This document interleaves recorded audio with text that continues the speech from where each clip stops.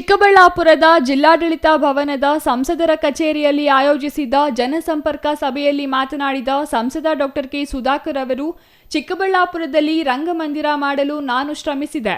ಕನ್ನಡ ಭವನ ಬೇರೆ ಮಾಡಬೇಕಿತ್ತು. ಕಲಾವಿದರಿಗಾಗಿ ರಂಗಮಂದಿರ ಎಂದು ಹೆಸರಿಡಲಾಗಿತ್ತು.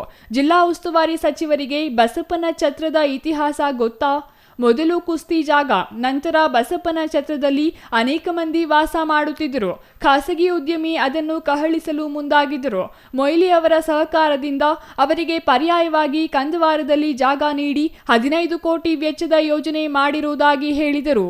ಈಗ ತಾವು ನಿರ್ಮಿಸಿದ ಕಟ್ಟಡಕ್ಕೆ ಬಣ್ಣ ಬಳಿದು ಉದ್ಘಾಟನೆ ಮಾಡುತ್ತಾರೆ. ಚಿಂತಾಮಣಿಯಿಂದ ಬಂದು ಚಿಕ್ಕಬಳ್ಳಾಪುರದಲ್ಲಿ ಅಭಿವೃದ್ಧಿ ಮಾಡುವುದು ಇದು ಎಂದು ಸಂಸದರು ಲೇವಡಿ ಮಾಡಿದರು. ಈಗಿನ ಸರ್ಕಾರ ಯಾರು ಪತ್ರ ಬರೆದರೂ ಉತ್ತರ ಕೊಡಲ್ಲ. ಸಚಿವರು, ನೀರಾವರಿ ಸಚಿವರು ಮುಖ್ಯಮಂತ್ರಿಗಳಿಗೆ ಪತ್ರ ಬರೆದಿದ್ದೇನೆ. ಯಾರಿಗೂ ಸಮಯ ಇಲ್ಲ ಉತ್ತರ ನೀಡಲು. ಸಂಸದರು ಪತ್ರ ಬರೆದರೆ ಸೌಜನ್ಯಕ್ಕೂ ಪ್ರತಿಕ್ರಿಯೆ ಇಲ್ಲ ಎಂದು ಬೇಸರ ವ್ಯಕ್ತಪಡಿಸಿದರು. ಮುಖ್ಯಮಂತ್ರಿಗಳಿಗೆ ಎಷ್ಟು ಪತ್ರ ಬರೆದಿದ್ದೇನೆ, ಒಂದಕ್ಕೂ ಉತ್ತರ ಬಂದಿಲ್ಲ. ನಮ್ಮ ಕಾಲದಲ್ಲಿ ನಾವು ಹೀಗೆ ಮಾಡಿಲ್ಲ. ಅನುದಾನ ವರ್ಗಾವಣೆ ಕೇಳಿಲ್ಲ. ಸಮಸ್ಯೆಗಳ ಬಗ್ಗೆ ಚರ್ಚೆ ಮಾಡಲು ಸಮಯ ನೀಡದಿದ್ದರೆ ಇದು ಯಾವ ಆಡಳಿತ ಎಂದರು. ಬಜೆಟ್ ಮೇಲೆ ಯಾವ ನಿರೀಕ್ಷೆಯೂ ಇಲ್ಲ. ರಾಜ್ಯವನ್ನು ಹಾಳು ಮಾಡುವ ಕೆಲಸ ಮಾಡುತ್ತಿದ್ದಾರೆ.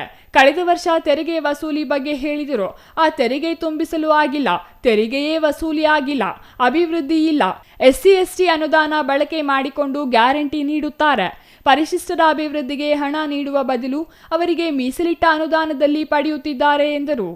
TAPCMS ಅವಧಿ ಮುಗಿದು 1.5 ವರ್ಷ ಆಗಿದೆ. ಹಾಲಿನ ಡೈರಿ, ತಾಲೂಕು ಪಂಚಾಯಿತಿ, ಜಿಲ್ಲಾ ಪಂಚಾಯಿತಿ ಚುನಾವಣೆ ನಡೆಸಲ್ಲ. ಇವರಿಗೆ ಪ್ರಜಾಪ್ರಭುತ್ವದ ಮೇಲೆ ನಂಬಿಕೆಯೇ ಇಲ್ಲ. ಹೆಸರುಗಳ ಬದಲಾವಣೆ ಮಾಡುತ್ತಾರಷ್ಟೇ. ಯೋಜನೆ ತರೋ ಯೋಗ್ಯತೆ ಇಲ್ಲ. 2 ವರ್ಷದಲ್ಲಿ ಒಂದು ಯೋಜನೆ ತಂದಿದ್ದಾರಾ ಹೇಳಲಿ. ನಗರೋತ್ಥಾನ ನಮ್ಮ ಕಾಲದ ಹಣ. ಇಂದಿಗೂ ಕಾಮಗಾರಿ ಮಾಡಲು ಯೋಗ್ಯತೆ ಇಲ್ಲ. ಇಲ್ಲಿನ ಸಚಿವರು ಶಾಸಕರಿಗೆ ಎಂದು ಆಕ್ರೋಶ ವ್ಯಕ್ತಪಡಿಸಿದರು. ಕೆಲವರಿಗೆ ಪ್ರಚಾರನೇ ಮುಖ್ಯ, ಕೆಲವರಿಗೆ ಕೆಲಸ ಮಾಡಬೇಕು ಅಂತ. ಈಗ 22,000 ಸೈಟ್ ಬಂದು 2 ವರ್ಷ ಆಗಿದೆ.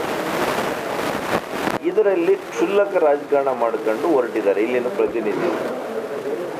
22,000 ಜನ ಎಲ್ಲಿ ತೋರಿಸಿ, ನಿಮ್ಮ ಮುಂದೆ ಲೇಔಟ್ ತೋರಿಸಿ. ಸಭೆನಲ್ಲಿ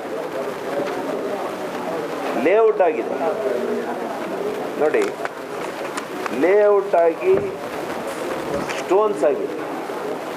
ಇದಕ್ಕೆ ಖಾತೆ ಕೊಡೋದಕ್ಕಾಗಲ್ಲ. ಅಂದರೆ ಖಾತೆ ಕೊಟ್ಟರೆ ಎಲ್ಲಿ ಡಾಕ್ಟರ್ ಸುಧಾಕರ್ ಹೆಸರು ಬರ್ತದೆ? 57 ಸೈಟ್ ಆಗಿದೆ. ಇದೊಂದು ಗ್ರಾಮ ನಿಮಗೆ. ಅವ್ರು ಬಂದಿದ್ದಾರೆ ನಮ್ಮ ಹತ್ರ. ಸಭೆನಲ್ಲಿ ಮಂಚಿನ ಬಲೆ. ಹೌದೌದು, 57 ಸೈಟ್ ಇನ್ಕ್ಲೂಡಿಂಗ್ ಲೇಔಟ್ ಕೂಡ ಆಗೋದು. ಇದನ್ನು ಕೂಡ ಕೊಡುವಂಥ ಮನಸ್ಥಿತಿ ಇಲ್ಲ. ಇಂಥ ಕೆಟ್ಟ ಮನಸ್ಥಿತಿ ಇರ್ತಕ್ಕಂಥ ವ್ಯವಸ್ಥೆ ಇದೆಯಲ್ಲ, ಭಾಳ ಕಷ್ಟ. ನೋಡೋಣ, ಇದಕ್ಕೆ ಅಂತಿಮವಾಗಿ ತಾರ್ಕಿಕವಾದಂಥ ಒಂದು ವಿಷಯವನ್ನು ನಾನು ಅಂತ್ಯ ಆಡಬೇಕು ಅಂತ ಇದ್ದೇನೆ. ಇದಕ್ಕೆ ಯಾವ ರೀತಿಯ ಹೋರಾಟವನ್ನಾದರೂ ಮಾಡಿ ಆ 22,000 ಸೈಟ್ ಏನು ನಾವು ಕೊಟ್ಟಿದ್ದೀವಿ ನಮ್ಮ ಕಾಲದಲ್ಲಿ BJP ಸರ್ಕಾರ, ಅದಕ್ಕೆ ನಾವು ಬದ್ಧ ಇದ್ದೀವಿ. ಅದನ್ನು ಕೊಡಿಸುವಂಥ ಕೆಲಸ ನಾವು ಮಾಡ್ತೇವೆ. ಯಾಕೆಂದರೆ ಪ್ರತಿ ಗ್ರಾಮ ಪಂಚಾಯಿತಿಯಲ್ಲಿ ಗ್ರಾಮ ಸಭೆ ಮಾಡಿ ನಾವು ಆಯ್ಕೆ ಮಾಡಿರುವಂಥದ್ದು ಫಲಾನುಭವಿ.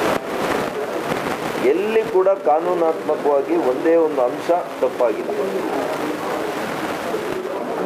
ಇವ್ರ ಜೀವನದಲ್ಲಿ ಇಂಥ ಆಲೋಚನೆಗಳು ಬರೋಕ್ಕೆ ಸಾಧ್ಯನೂ ಇಲ್ಲ. ರಾಜೀವ್ ಗಾಂಧಿ ವಾಪಸ್ ಮಾಡಿದೆ. ಅವರು ಇಡೀ ರಾಜ್ಯಕ್ಕೆ ಒಂದು ಪತ್ರ ಬರೆದಿದ್ದಾರೆ.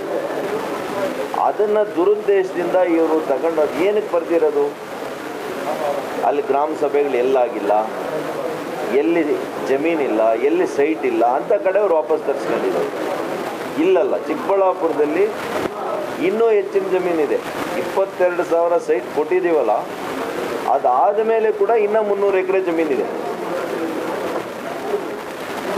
ಇದು ಕೇವಲ ಇದು ರಾಜಕೀಯ ಮತ್ತು ಒಳ್ಳೆಯ ಹೆಸರು BJP ಸರ್ಕಾರಕ್ಕೆ ಬರುತ್ತೆ, ನಮಗೆ ಬರುತ್ತೆ ಅನ್ನೋ ಒಂದು ಹೊಟ್ಟೆ ಊರಿಗೆ ಮಾಡಿದ್ದಾರೆ.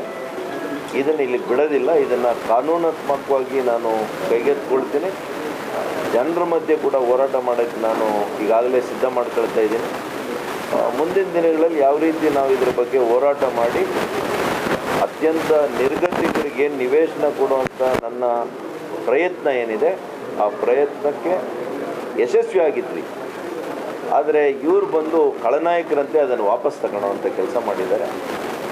ಯಾರು ತಗೊಂಡಿದ್ದಾರೆ ಅವ್ರಿಗೂ ಕೂಡ ಅದ್ರ ಮೇಲೆ ಕ್ರಮ ಆಗಬೇಕು. ಇದನ್ನು ತಾರ್ಕಿಕವಾದಂಥ ಅಂತ್ಯವನ್ನು ನಾನು ಹಾಕ್ತೇನೆ. ಅದು ಸುಲಭವಾಗಿ ಬಿಡೋದಿಲ್ಲ. ಅದಕ್ಕೆ ಯಾವ ರೀತಿ ಹೋರಾಟದ ರೂಪುರೇಷೆಗಳನ್ನು ನಿಮಗೆ ಮುಂದೆ ತಿಳಿಸ್ತೀನಿ. ಹಿಂದೆ ಆಡಳಿತ ನಗರದಲ್ಲಿ ಈಗ ಅವರು ಅದರಿಂದ ಕಾನೂನು ಪ್ರತಿ ಕ್ಷೇತ್ರಕ್ಕೆ ಸಿಆರ್ಎಫ್ ಹಣ ಪ್ರತಿ ಕ್ಷೇತ್ರಕ್ಕೆ ತಂದಿದ್ದೇವೆ. ಕೇಂದ್ರ ಸರ್ಕಾರದ ಈ ಹಣದಿಂದ ರಸ್ತೆ ಮಾಡಬಹುದಾಗಿದೆ. ಆದರೆ ಶಾಸಕರು ಆಯ್ಕೆ ಮಾಡಿದ ರಸ್ತೆಗಳೆಲ್ಲ ಉಪಯೋಗ ಗುತ್ತಿಗೆದಾರರಿಗೆ ಮಾತ್ರ. ಗೌರಿಬಿದನೂರು, ಬಾಗೇಪಲ್ಲಿಯಲ್ಲಿ ಹೊಸ ರಸ್ತೆ ಆಯ್ಕೆ ಮಾಡಿದ್ದಾರೆ. ಚಿಕ್ಕಬಳ್ಳಾಪುರ ಶಾಸಕರು ಮಾತ್ರ ಉತ್ತಮ ರಸ್ತೆಯನ್ನು ಆಯ್ಕೆ ಮಾಡಿದ್ದಾರೆ ಎಂದರು. ಕೋಳಿ ಸಾಕಾಣಿಕೆಯು ರೈತರ ಕಸುಬಾಗಿದೆ. ಅವರಿಗೆ ನಷ್ಟ ಆದಾಗ ನಷ್ಟ ಭರಿಸುವ ಕೆಲಸ ರಾಜ್ಯ ಸರ್ಕಾರ ಮಾಡಬೇಕು. ಪ್ರತಿ ಕೋಳಿಗೂ 90 ರೂಪಾಯಿ ಬದಲು 300 ರೂಪಾಯಿ ನೀಡಬೇಕು ಎಂದರು. ಕೆಲವರಿಗೆ ಪ್ರಚಾರ ಮುಖ್ಯ, ಕೆಲವರಿಗೆ ಕೆಲಸ ಮುಖ್ಯ. 22,000 ನಿವೇಶನಗಳಿಗೆ ಇಲ್ಲಿನ ರಾಜಕಾರಣಿಗಳು ರಾಜಕೀಯ ಮಾಡುತ್ತಿದ್ದಾರೆ. ಪ್ರತಿ ಗ್ರಾಮ ಪಂಚಾಯಿತಿಯಲ್ಲಿ ಗ್ರಾಮ ಸಭೆ ಮಾಡಿ ಫಲಾನುಭವಿಗಳಿಗೆ ಆಯ್ಕೆ ಮಾಡಲಾಗಿದೆ. ಕಾನೂನಾತ್ಮಕವಾಗಿ ತಪ್ಪಾಗಿಲ್ಲ. ಇವರ ಜೀವನದಲ್ಲಿ ಇಂತಹ ಆಲೋಚನೆ ಬರಲು ಸಾಧ್ಯವಿಲ್ಲ. ಖಳನಾಯಕರಂತೆ ವಾಪಸ್ ಪಡೆದಿದ್ದಾರೆ. ಇದಕ್ಕೆ ಅಂತ್ಯನಾಮ ಹಾಡುತ್ತೇನೆ. ಹೋರಾಟದ ರೂಪುರೇಷೆಗಳನ್ನು ಮುಂದೆ ತಿಳಿಸುತ್ತೇನೆ ಎಂದು ಸಂಸದರು ಹೇಳಿದರು. ತಾಲೂಕಿನ ವರದಹಳ್ಳಿಯಲ್ಲಿ 30 ಕೋಳಿ ಹಠಾತ್ ಸಾವು ಆಗಿದೆ. ಹಕ್ಕಿ ಜ್ವರ ದೃಢಪಟ್ಟಿದೆ. ತೆಲಂಗಾಣದಲ್ಲಿ ಹೆಚ್ಚಾಗಿ ಹಕ್ಕಿ ಜ್ವರ ಕಾಣಿಸಿದೆ. ಅಲ್ಲಿನ ಕೋಳಿ ಖರೀದಿ ಮಾಡಿರುವುದರಿಂದ ಸಮಸ್ಯೆ ಆಗಿದೆ. ಜಿಲ್ಲಾಧಿಕಾರಿ ಎಸ್ಪಿ ಜೊತೆ ಮಾತನಾಡುತ್ತೇನೆ. ಟಾಸ್ಕ್ ಫೋರ್ಸ್ ಸಮಿತಿ ಮಾಡಬೇಕಿದೆ. ವರದಹಳ್ಳಿಯಲ್ಲಿ ರೋಗ ಕಂಡು ಬಂದಿದೆ. ನಾಟಿ ಕೋಳಿಗಳಲ್ಲಿ ಕಾಣಿಸಿದೆ. ಸಂಪೂರ್ಣವಾಗಿ ತನಿಖೆ ಮಾಡಬೇಕು. ಮುಂಜಾಗ್ರತಾ ಕ್ರಮ ವಹಿಸಬೇಕು ಎಂದರು. Ambareesh N, CTV news, Chikkaballapur.